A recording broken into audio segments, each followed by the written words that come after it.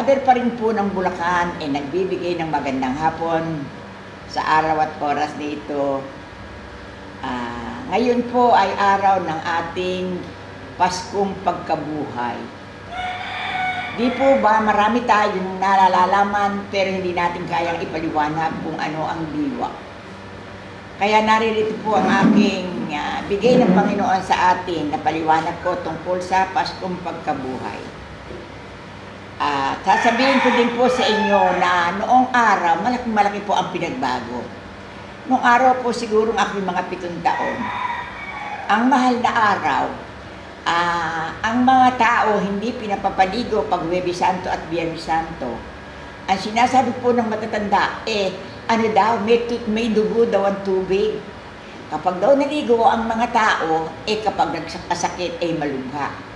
At ang mga tao po noong nakaraang maraming dekada, hindi po pinalalabas ng bahay. Sa bahay lang po sila at sila dasal ng dasal. Kagaya po kung wari mo, magpupunta sa looban, may mangga. Sinasabi po na huwag kayong titingala at baka kayo mapuwing, kayo'y mabulag. Sa madalit salita po, ang ibig kong sabihin, napakarami pong kasabihan noong araw. Pero ngayon po, tunay naman tayo nagtataka. Puro po halos makabago na ang ating mga ginagawa. Kaya hindi ko po alam sa araw na ito kung bakit po ako pinaupo uli dito. Pupungas-pungas po ako na narinig ko po na ako daw po ay mag-Facebook. Nasabi ko pong ano kaya ang sasabihin ko. Ngayon, tinawag ko po yung apo ko, talikat ako, anak, apo, subaybayan mo. Kaya heto na po. Ang aking mariing sasabihin tungkol sa Paskong Pagkabuhay. Dahan-dahan po nga hawiin at ipariliwanag ko po sa inyo ang diwa, hiwaga, kahulugan para maintindihan at lalo-lalo na po yung mga new generation. Kung kami lang po mga senior citizen, 50 hanggang 80 hanggang 90, wala na pong binatbat. Kaya baligtanin man po ang mundo, alam na namin ang bilang at kahulugan. Ngayon, bilang ako po naman naririto at nakakahakbang pa naman, nakakalakad-lakad ng kapraso at nakakasagot-sagot pa sa Facebook. Ipapaliwanag ko po ng buong puso at kakayanan ang sasabihin po sa atin ng mahal na Panginoon. Kaya po, ang una po sa lahat na sasabihin ko ang pahatid ko sa mahal na Panginoon. Ito po ang aking pong mariing dasal at paniniwanag. Siyempre po, huwag niyo pong babaliwalain ang aking nalalaman kasi ito po ang bigay sa akin. May kanya-kanya po tayong paniniwala. Kaya kung sakali man po ako'y nagpo-cross, iyon po ako. Doon po ako nakalina. Sa ngalan ng Ama, na Anak, ng Liwanag ng Espiritu Santo. Amen. Isang magandang hapon po, Ama, ang aking pinararating sa inyo. Ako po naririto muli sa harap ng madlang tao. Humihingi po ako sa lahat ng mga bilang na mga paumanhin. Kasi po, sasabihin ko hindi naman ko po alam yun. At saka ito po na may babasahin ko lang. Siyempre po, hindi nila naiintindihan ang hulog sa akin, ang aking pagkatao at ang kahulugan kung bakit ako nasa harap ng madlang Facebook na ito. Kaya po, kung babasahin ko man, Ama, ikaw na po ang mga siwa. Alam ko po na tuloy-tuloy nabubuksan mo ang aking kabibigan para po sa mamamayang Pilipino, lalong-lalo sa sandaigdigan at lalong-lalo sa mahal na bansang Pilipinas. Na ako po naririto na bilang Mother Paring ng Bulacan, hala po akong ibinubulong kundi ang kapayapaan, katahimikan, unawaan at intindihan. At kung sakali man pong nakapaloob daw niyan dapat batiin, babatiin. Pero sa totoo lang po, sasabihin ko sa inyo, kapag tama ang ginagawa, hindi babatiin. Ang babatiin lang po ang mali. Naintindihan po ninyo lahat. Kaya isang mariing paliwanag at bigay ng mahal na Panginoon sa bibig kong binubuksan sa araw at oras na ito na ang tatalakayin po natin tungkol sa Paskong Pagkabuhay. Kinakailangan pong maintindihan natin ang kahulugan nito at kung bakit nagkakaganito na paulit-ulit. Kaya eto na po, maraming pong salamat at ang bendisyon, Ama, sa lahat ng makikinig at naniniwala. Una po sa lahat, bilang ngayon araw ng Paskong Pagkabuhay, ipinagdarasal ko po ang mga karamdamang mga slide. Ipinagdarasal ko rin po ang mga karamdamang malulubha. Ipinagdarasal ko rin po ang mga kalalakihan na may sa ihi, may sa prostate, may sa colon. Ang aking pong pahatid sa mga kalalakihan huwag niyong pabayaan. puro ito lang bakterya. Kaya kung sakali man na narinig nyo ang mother pa rin na naupo, March 31, 2024, intindihin ninyo na kaya ako nagtsatsaga dito para sa inyo. Kaya ako umuupo dito para sa inyo, na ako naman binibiyayaan ng Panginoon sa aking pagkaupo. Na kahit na mahina po ang aking tuhod, oras po na ako pupunta na aakyat sa chapel, talaga naman pong napakabilis kong humakbang para pong hindi 84. Kaya po ako'y nagpaparating sa inyo at nagpapaliwanag. Basta po, pag-ibayuhin lamang ninyo ang paniniwala, maganda ang mararating ng buhay. At saka sasabihin ko po sa inyo, hindi pa ulit-ulit na kayo magsasawa sa pagdarasal. Ang ibig ko po sabihin, ipagpatuloy ninyo ang inyong nalalaman, ang damdamin, ang kutob ng inyong kaisipan, at lalo-lalo na po na ang aking tinatalagay tungkol din po sa pagbabago. Na kung halimbawa mo po na binigkas ko ngayon na kung sakalit kayo nasa mali, humakbang na po kayo. Saan? Lumundag na po kayo sa tama. Ang mali po iwanan ninyo. Kasi po, hindi ba kayo natutuwa na sa pagkakataong ito, binibigyan kayo ng plorga ng ating mahal na Panginoon na hinihintay ang inyong pagbabalik, ang inyong pagbabago, ang inyong paglingon, ang inyong pang-aapi, na hindi po kayo malulublot sa talamak na lubluban ng kasalanan. Kasi po, pag kayo napaloob sa sobrang lubluban ng kasalanan, ano po ang aanihin ng tubig? Alkitran. Naintindihan niyo po yun. Kung yun po, tabi-tabi, kumbaga sa lubluban ng kalabaw, ang gawin niyo po ganito. Umahon kayo, ipagpag ninyo ang buntot ninyo, ipagpag ninyo ang ulo niyo, at sabihin niyo sa Panginoon na, nagising po ako sa araw at oras na ito, na kami po inulit-ulit mo ng parating ng mensahe, na kumuha ka po ng kasangkapang as mother pa rin ng Bulacan, na hindi naman po na mahinga si mother pa rin ng pagsasalita sa harap ng altar, sa inutos at pasabi sa kanya. Kaya kung sakali man po na binikas po sa atin sa araw at oras na ito, na ikinumpara po tayo sa isang, hindi po masama ito dahil tayo po lahat may kanya-kanyang kategoryan. Iba nga lang po ang ating wangis, iba po. Kaya kung sakali man ikinumpara tayo sa isang makisig na kalabaw, ang gawin po natin, umahon tayo sa lubluban. Ang gawin po natin punuin ng tubig yung lubluban at muling umahon, tumayo. Alisin po ang burak, alisin ang putik, iyahon, at saka sumigaw na, unga. Ang ibig sabihin po ng unga, eto na po ang kahulugan. Nais kong mabuhay ng mapayapa. Ang pangalawang unga naman po, nais ko ang pagbabago. Ang pangatlo po, kung ako man po ng api nung una, pinagsisisihan ko po ito. Naririto po ako at tutulong pa ako para magkasundo-sundo ang aking ginasa na looban. Itanong niyo po sa akin kung bakit ganon. Kasi kung hindi pumatol at hindi nagpatulan, hindi malulubak, hindi magiging bura. Ngayon po, ang ibig sabihin na ikinumando sa akin ng mahal na Panginoon, umahon, ipagpag ang buntot, ikumpas ang ulo, at ang dila ilawit, na ang ibig sabihin, Panginoon ko at Ama ko, naririto po ako. Ipinaamoy mo po sa akin ang mariwasang pagbabago. Kung sakali man po at masakit sa kalooban ko ang gagawin ko, marahil naman po, Ama, ikaw naman ang mangangasiwa sa akin. Kaya po ako magkakaganito, ako po'y susunod sa iyo. Kasi po narinig ko po kay Mother pa rin ang pabalita mo. Kaya po, heto na po ako at uumpisahan ko. Ipaplano na po namin maglabing partner kung ano na aming pagkukulang. Haharapin po namin ang katotohanan. At ang wikat banggit, humarap kayo sa katotohanan. Huwag kayong magtago sa maskara. Kailan pa man, basta inaakala ninyo kayo nagkamali. Tanggapin nyo ito. Walang iniwan sa plema sa lalamunan. Pag inaalala nyo may nagbabara sa lalamunan nyo, or kayo ay natinik, pilitin nyo ahonin, alisin ninyo ang tinik, alisin nyo ang plema. Kaya ngayon, ang banggit po rito ay ganito. Isang magandang hapon aking mga anak, ako sana ay inyong pakinggan. Sa kadahilanan ang puso ninyo aking anak ay tunay na aking itinatala at binubuksan. Kung sakali man at may mga nilalaman ng loob, ngayon ay nandirito na. Ang gagawin natin aking mga anak ay bubuksan natin ang puso.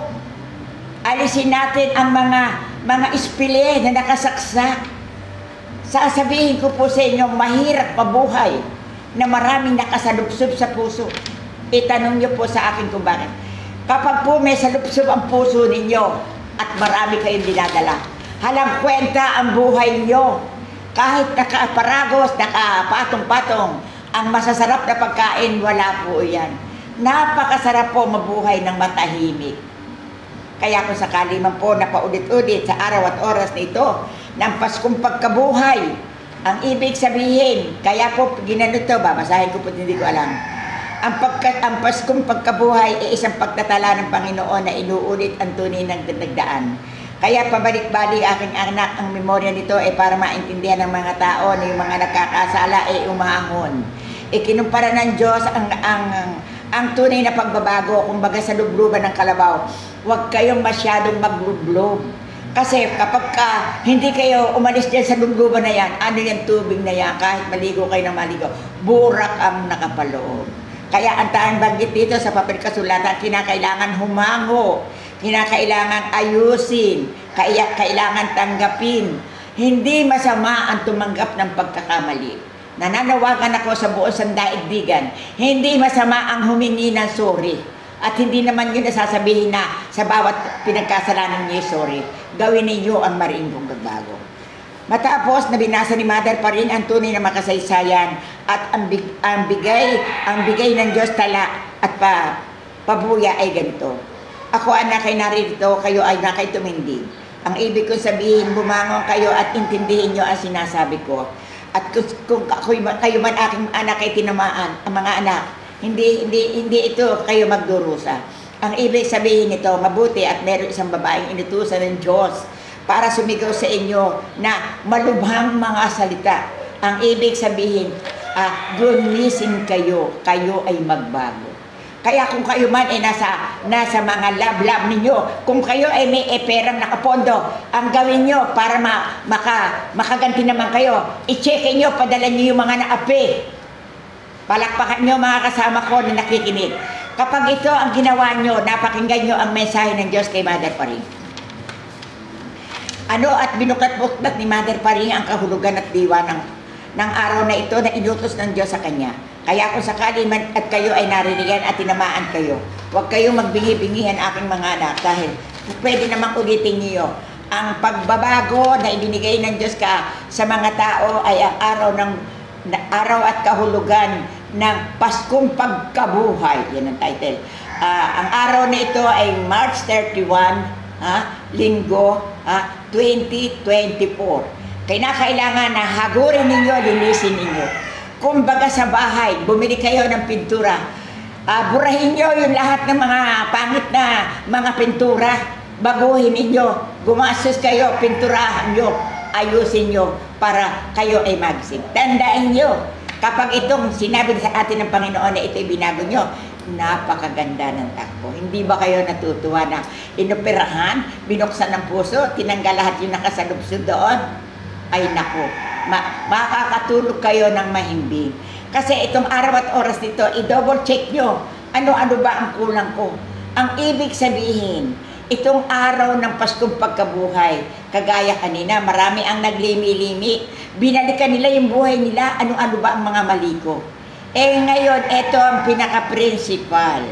Ito, nananawagan ako sa buong sandaigdigan yan. Ito ang pinaka-matindi na principal na ginawa ninyong kasalanan. Itanong niyo sa akin kung bakit at ibabalita rin sa inyo ng Mother Paring. Kung kayo man aking mga anak ay tunay na nagkasala, umahon kayo sa burak at kayo ay tumindig. Itaas nyo ang kanang kamay ninyo at humingi kayo ng tawad. Ang Diyos ang magbebendisyon sa inyo. Tama aking mga anak at mahirap paniwalaan ang sinabi ni Mother Paring sa magandang pagkakataon sa oras na ito. Ginising ko lamang kayo At isa pa, eto, huwag kayong masyadong magmamalaki. Lalo yung mga anak na nabilang. Kapag nakapagpondo na at magaling na at maganda na, naku, akala mo na, lalo kung nakakurbata na, hindi matabuan ng langaw. Kaya mamaya-maya may ikukwento ako sa inyo tungkol sa kurbata ng kahiwagaan. Isang malalim na pagsasalita ng Mother Paring at pagbasa sa harap ng altar ang kumpas sa kanya ng Diyos na hindi makakalimutan ng mga tao na hinahabol-habol sa araw ng Santo-Santo. Ito ang mariing pinagbilin, magsipagbihis na kayo. Kung kayo ay nagkulang, gawin nyo ang pagbabago, magbayad-bayad na kayo. Tama at nakapondo sa inyo lahat ang kasalapian. Bahaginan nyo yung mga taong nauuhaw, na walang laman tubig ang baso. Kailangan pa inumin ninyo dahil inagawan ninyo ng baso. Kinuha ninyo ang mga mahiwagang, mga ikabubuhay. Kinuha nyo na ang baso, kinuha nyo pa ang kaldero, kinuha nyo pa ang ulo, at kinuha nyo pa ang tao. Nako, mga anak kong nabilang, ako'y naririto na nagsisiwalat sa inyo na napakagandang programa para sa mga tao, para kayo ay gumising. Maawa kayo sa mga nagmumukmok, mga nasa probinsya, na gaya ngayon, papatakang mga ulan, puro nababasa, puro buto sa niyero. Makain man eh wala. Samantalang kayo, nung kayo'y makakasama noong kayo nasa bansang Pilipinas, ang gaganda. Kahit 2 beses sa maghapon, magkakasama kayong kumain. Na kayo lumipad, iniwanan nyo na ang inyong pamilya. At hindi lamang yun. Nananawagan ako na mga nandayuhan kung saan-saan. Kinakailangan na kayo naririyan. Huwag nyo apihin ang mga kasama ninyo sa buhay. Huwag nyo masyadong bigyan ng problema. Maawa kayo sa mga kinasama nyong ketagal. Nangitian lang kayo, nahaplos kayo ng halik at magandang pangusap, iniwanan nyo na ang partner nyo. Kaya nananawagan ako sa mga tao. Kaya ngayon, ang pabilin dito, kapag may napapansin kayong hindi maganda, huwag kayong masyadong tapat na tapat sa pag-istima. At kung minsan, ang kaibigan, iyan ang pinakamatalik at maturit na kalaban. Iyan ang buitre.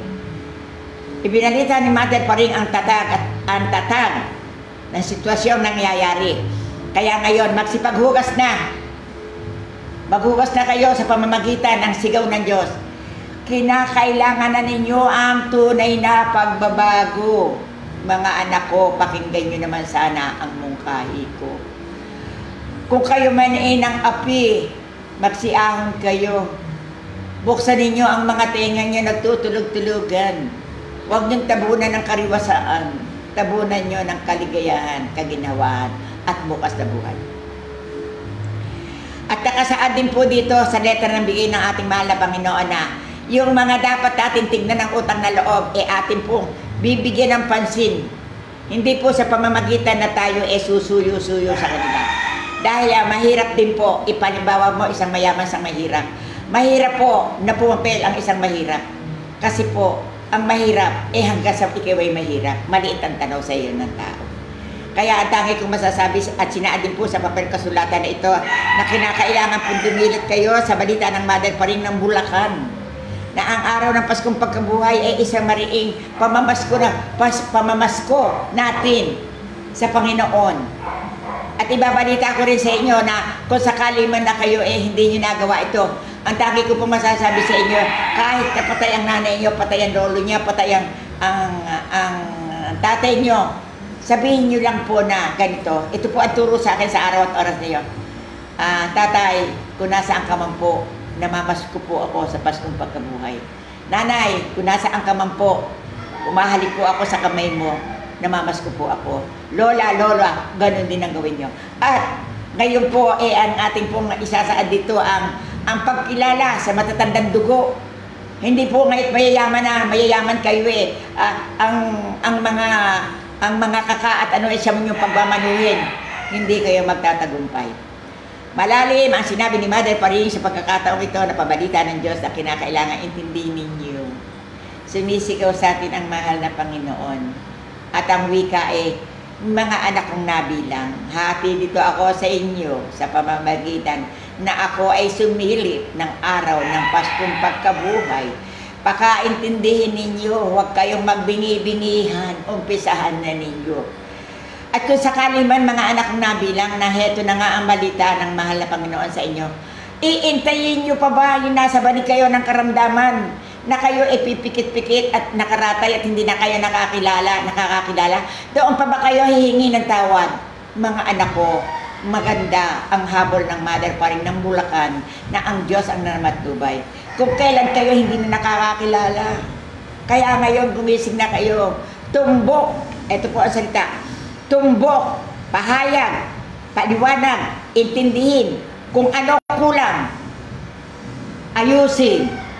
Kaya kung sakali man na kayo binoka ko, mga anak kong nabilang, kaya kung kayo man may plano magsipagpasikat, lalo na yung mga dalaga, huwag niyong basagin ng pinggan. Mga anak na lamang ninyo, inyong igalang. Alisin nyo ang init ng inyong mga alimagmak na pagsubok sa utak. Kaya ngayon, bumili kayo ng Johnson Pulbos, magsipagpulbos kayo, magsiahon kayo, magsipagpabango kayo. Kapag ito ang ginawa nyo mga anak, maganda ang daloy na biyaya ng Diyos sa March 31, 2024. Maganda ang maging na buhay. Kung bagaman ngayon, araw-oras ng pagbabawas ng kasalanan. Ngayon, oras na para kayo makaisip ng ayos na buhay. Oras na rin na hubarin ninyo ang kamalian. Ayusin nyo ang inyong kasuotan. Igalang ninyo ang kapwa ninyo na pinagkasalanan ninyo. Tuwad-tuwa kayo kung kayo ay nakakaapi ng tao. Kaya sa araw at oras nito, pag kayo ay mali, huwag kayo matatakot. Ayusin nyo pagkakamali. Ipagalimbawa mo, merong isang problemang naganap sa asuntuhan. Hindi masama ang I beg your pardon. Nagkamali po ako. Tanggapin nyo. Mababata, gagaan ang kaso. Pag tinanggap nyo ang kasalanan at na-record doon, hindi masama, mga minamahal kong mga kapatid. Kaya ang Diyos ay nagbibigay ng aktibo, salita, balita para sa mamamayang Pilipino at sa lahat ng tao na nilalang. Narinito rin ang pabalita ko sa inyo mga anak na nabilang. Hindi nyo ba alam? Tayo po lahat ay nagmula sa isang pagmamahalan ng ating mga magulang. Nagpasimula, nagmahalan, nagpakisamahan, at marami rin namang hindi nakakakamakama dahil hindi sila tunay na magkakilala. At sasabihin ko rin po sa inyo ang tunay na katotohanan, kaya nakatatakot mag-asawa, nakatatakot magpakasal. Mahirap po humanap ng compatible na lalaki o babae. Pakaano po, kasi po iba-iba po ng kategorya ang ugali. Kaya nananawagan ako sa mga magpapakasal, sa mga mag-aasawa, pipiliin nyo mabuti. Pag-aaralan nyo. Ang pag-aasawa hindi isusubo. Pagkatapos, pag hindi na tama, parang kaning iluluwa. Hindi tama. Kaya minamahal ko mga kapatid, mother pa rin ng Bulacan, mulit-muling nagpapahayag ng magagandang salita at balita. Ang tinatalakay po natin dito tunay na pagbabago, pagbibihis, pagtanggap ng kasalanan, at pagbabayad ng ating utang at pagkukulang. Dahil nung kasalukuyan po nung pong kasalukuyan na kayo nahumaling at nawala sa partner ninyo, ngayon po, banggit po rito ngayon ay panahon na para kayo magbayad ng utang. Hindi po naman sinabi dito na letrahan na bayaran nyo ng utang. Hindi po magsama ang magpakumbaba at magbabago. Kaya nananawagan ako sa mga tao na kung merong nagbabago, tanggapin ninyo at huwag na kayo magpakapusong bakal. Hindi maganda ang hindi marunong magpatawad. Kailan pa man, ang pagpapatawad ay 77 beses ang pagpapatawad. At ang pagkakasala naman walang katapusan. At kay ganda ng pinabalita ko sa inyo sa araw ng Paskong Pagkabuhay. Paskong Pagkabuhay, ang Diyos ang ating patnubay. Hindi tayo magwawagi pag tayo hindi marunong manalig sa Panginoon. At tandaan ninyo, yumaman man kayo at kayo nakalimot sa Diyos, ha? Gugu papa, mauubos lahat. Kaya nga po maraming nagsasabi sa mga dasal na naririnig ko na ang sabi Ama ko, pinayaman mo ako, bakit ngayon mahirap ako? Ha? Ang sagot po doon kasi nakalimot ka, anak. At ang buhay ay bahabahagi. Ang lahat ay pag-iingatan. Lalo yung pagkasalukuyan ngayon na kayo ay nasa gitna ng kayamanan at tagumpay. Ngayon, tinatabagan ko kayo na bilang ako'y nautusan. Lalo kung hindi tama ang ginagawa nyo, umpisahan nyo na. At pagkakanselin nyo kung hindi nyo kaya. Huwag kayo sakmal na sakmal. Kung ano lang yung inaakala ninyo na magiging karapat-dapat sa inyo at mabubuhay kayo ng maayos, dumuon lamang kayo. Ang ibig sabihin kumbaga sa pagkuha ng pagkain yun lang kaya ninyo ang inyong lalagay sa pinggan para kakainin. At isinasaad din po sa bigay ng Diyos dito na kung hindi kayo kasahog, huwag kayong sasahog. Huwag kayong daw. Lalo ko hindi nyo nalalaman. Lalo ko sa halimbawa dumating kayo sa pagkain hindi masama, ipagpatuloy nyo ang pagkain at ipagluto ng panibago ang dumadating. Pero yung kayo sila lang ang nakaano doon hati-hati tayo kapatid ko. Hindi tama. Para kayo ng agaw ng pagkain. Minamahal kong mga kapatid, kung sakali man ito kinumpara at isang bigay himala ng Diyos, kay Mother Paring, tinatawagan ko kayo sa hibla ng buhay. Kaya na kailangan iayos natin ito. Hindi kayo maghihirap. Kapag ito inumpisahan nyo na ang pagninilay-nilay at ang paggunita ng inyong kasalanan at ang inyong pag-aaral at ang inyong pag-ambisyon, dahan-dahan ninyo at isa katuparan nyo. Nananawagan din ako sa mga new generation, huwag kayong masyadong periso sa magulang. Huwag kayong masyadong palalo, huwag kayong masyadong mayabang. Dahil kahit marami akong nakita as Mother Paring, kahit narating nyo ang pag-aaral na pinakamataas na tantos, pag hindi kayo pinagkalaogang mapasok, ala kayo. Tagapag-urong rin lang ng pinggan ang mararanasan nyo. Maraming naganap niya. Ang pinag-aralan ni napakaganda. Pag nang ibang bansa, katulong. Ipagbili ang sarili. Ipagbili mo man ang sarili, hindi naman pwede na sa isa lang ang magaganap bibilang ka ng marami. Dahil sasabihin ko sa inyo, mga kapatid kong minamahal, pag kayo ay natikman na ng mga lalaki, tikimin lang kayo. Para lang kayo minatamis na ispasol. Nang si Mother Paring ay tumayo at naglingkod at nagsalita sa hiwaga ng kanyang nalalaman at lalo na nang bigay ng Diyos ang mensaheng ganito. Eto mga anak, ang mensahe ko sa inyo. Mga anak kong nabilang, tignan nyo mga anak ninyo, double check nyo. Mga kalalakihan, kababaihan, i-double check nyo din ang asawa ninyo. Hindi masamang urirain nyo na ngayon ang asawa nyo kung saan naluluko at sino kinalulukuhan, lalaki man o babae. Hindi masama ang humarap kayo sa katotohanan, panahon na, para ito ay litisin nyo. Panahon na rin para buklatin ninyo ang mga kulang sa inyong ginagawa at sa inyo ng kaperhisyohan ng mga asawa nyo at kung paano kayo pinaluha. At kayo naman mga babae, kung paano naman kayo ng gancho. Na kayo meron ng kasamang isa, may kasama pang pangalawa at may kasama pang pangatlo. Maawa kayo sa sarili ninyo. Kung kayo man ngayon ay sinabihan, idilat nyo ang mga mata nyo. Makinig kayo. Ayusin nyo ang buhay. Parang bahay, nalilinisin nyo ang ugali nyo. Mga minamahal kong mga anak na nabilang, kayo aking tinawagan sa araw at oras na ito para buklatin ko sa inyo at magpaliwanag ako ng isang salita. Na dito isinasaad ni Mother Paring ang salita na kung kayo ay mayroon sadyang minamahal, ang luma ay huwag ipagpapalit sa bago. At kung sakali naman sa Tagalog, sa English, ganito, if you have one and it's true, don't change the old to a new. Kaya nananawagan ng Mother Paring ng Bulacan sa hiwaga at tagumpay ng mga taong mamamayan. Si Mother Paring ay naupo sa harap ng altar. Kahit na medyo nagabi na at hindi umaga ang kanyang pagkaupo, aking mga anak, siya ay sumunod. At nang siya ay nakahiga, iniisip niya ito at tinatanong niya, ano kaya ang aking sasabihin sa araw ng Paskong Pagkabuhay. Matapos na binuklat ko sa inyo ang magandang mga pagkakataon, marahil naman aking mga anak, natauhan na kayo sa aking kaprasong salita. Na ang pamagat ng diwan sinabi ito, isang mariing tawag ng Diyos na pagbabago sa mga naligaw ng landas. Iyon ang title.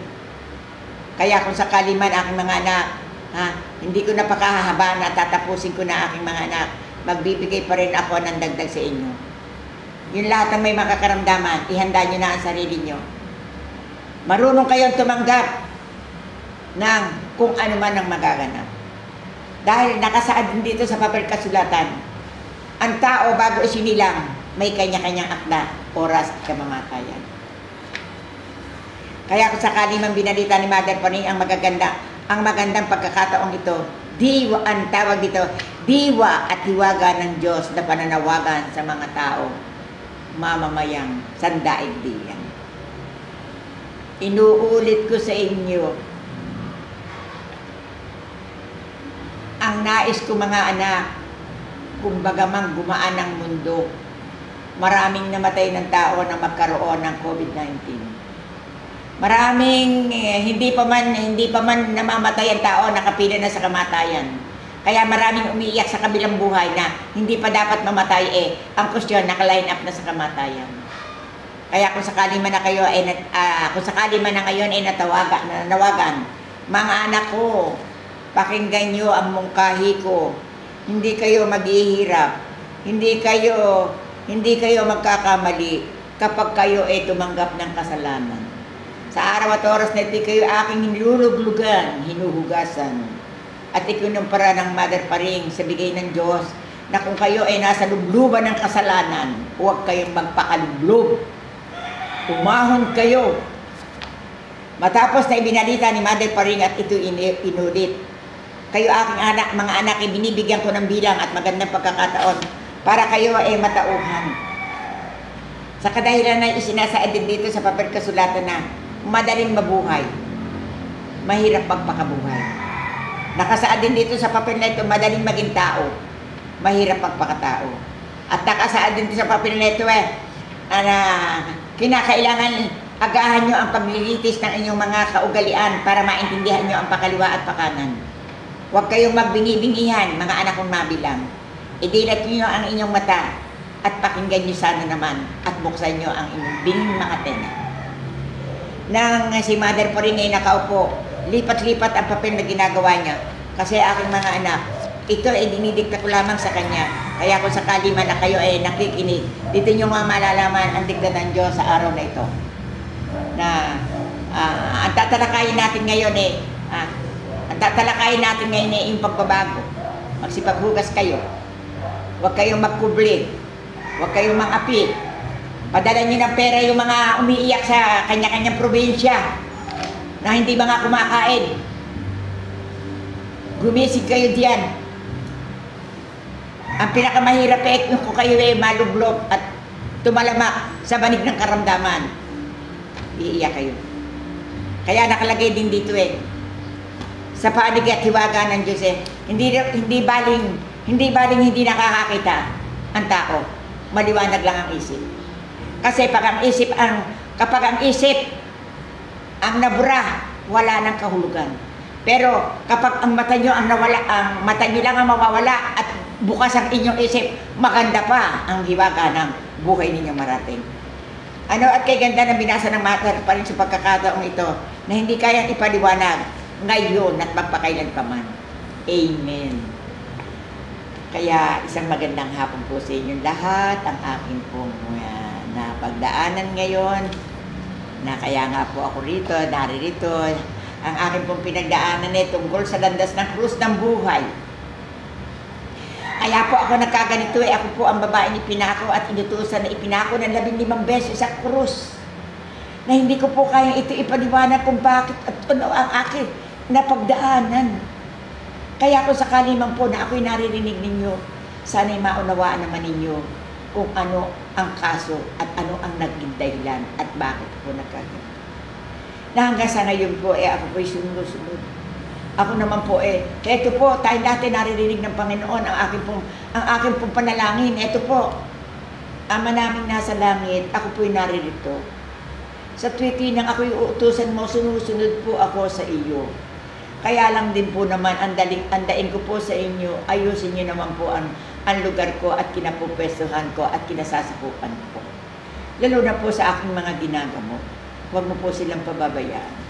Kung sino man po ang karapat-dapat na pagbigyan pa ng milagro at imposible, pagbuksan po sana.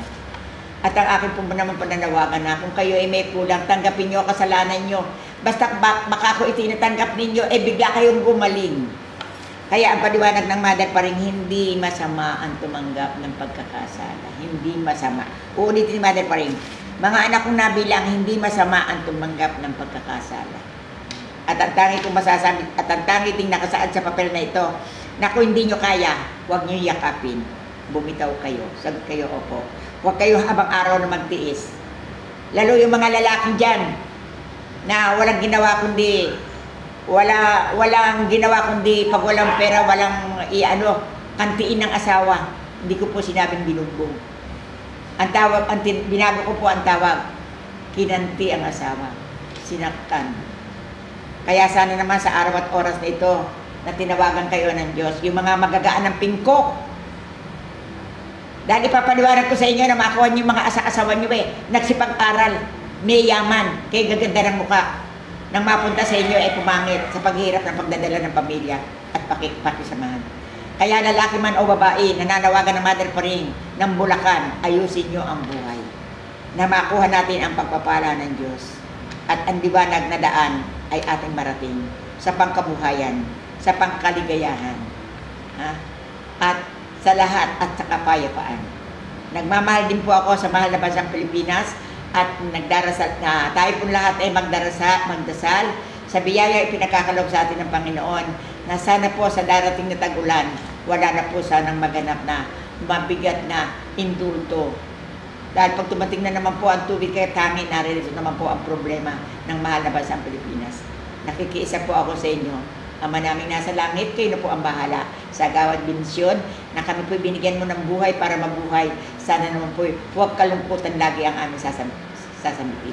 Okay po, eto na po, marami na po akong nailahad sa inyo na tama nga po at ang aking tinatalakay sa panggagamot. Ngayon nang dumating po ang mga araw ng Santo-Santo, ang sinisigaw ko po rito ay hugas, linis, pagbabago, harapin ang katotohanan. Tumalikod sa kamalian, umahon sa lubluban ng kasalanan. Magandang hapon po, pero bago po ako umalis, may awit akong bibitiwan sa inyo. Ito po ang kanta ko.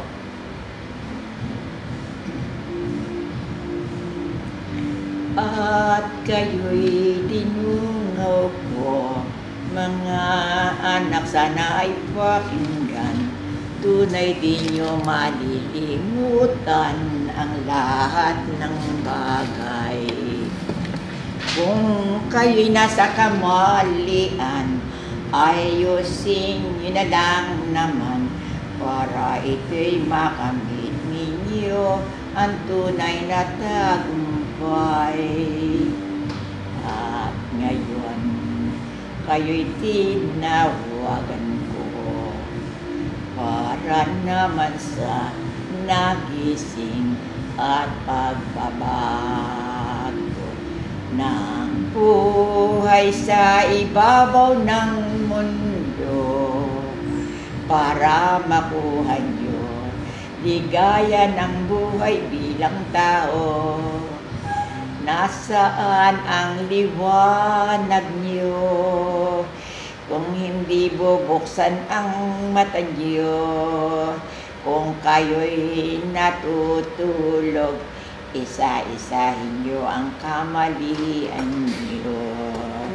Kaya mother pa rin ng Bulacan, sa inyo'y nananawagan, tunay na pagbabago ay inyong gampanan. Ito po ang sabi ng mahal na Panginoon. Kayo'y dinungaw ko, kayo'y inurasan ko, kung sakali kayo'y sinigawan, para niyo maintindihan. lalo sa murang kabataan. Huwag naman sabihin naririto, ibilang nyo na lamang sila, anak na nabilang. Ako po'y nananawagan sa buong kapuluan, lalo-lalo na po ang mga murang kabataan ng new generation. Sana naman po bigyan natin ng magandang pagkakataon na kung sakali man po na merong mga natutukso, bigyan po natin ng magandang pagkakataon at liwanag ng buhay ang lahat na ito. O sige po, sa lahat po ng nakararating dito at nakakakilala sa inyo, nagpaparating po ako ng maligayang Paskong pagkabuhay po sa inyong lahat. Lahat po kayo na aking nakaharap. Ako po ay nananalangin sa mahal na Panginoon na tayong lahat po ay magkasama-sama sa magandang daan, pwesto, patungo sa Panginoon. Kasi marahil po ako lamang ang nakapagbabalita sa inyo ng ganito, na kahit nyo na po ako paminsan-minsan napipintasan, tuloy pa rin po ang tawag ng pagmamahal ko sa inyo. Kasi ang nais ko po ay maintindihan nyo, bakit nga po ba, at saka ilan na lang ang buhay ko, 84 na po ako. Kaya kung sakali man po na ako'y nagbabalita sa inyo, sana mga minamahal ko, huwag kayong magsasawa. Ako'y naririto, ibinibigay ko sa inyo ang tunay na tindig anino ng buhay sa magandang paroroonan. Diyos ang patnubay. Ako po ang magsasabi sa inyo, iisa lang po ang buhay natin. Bye-bye.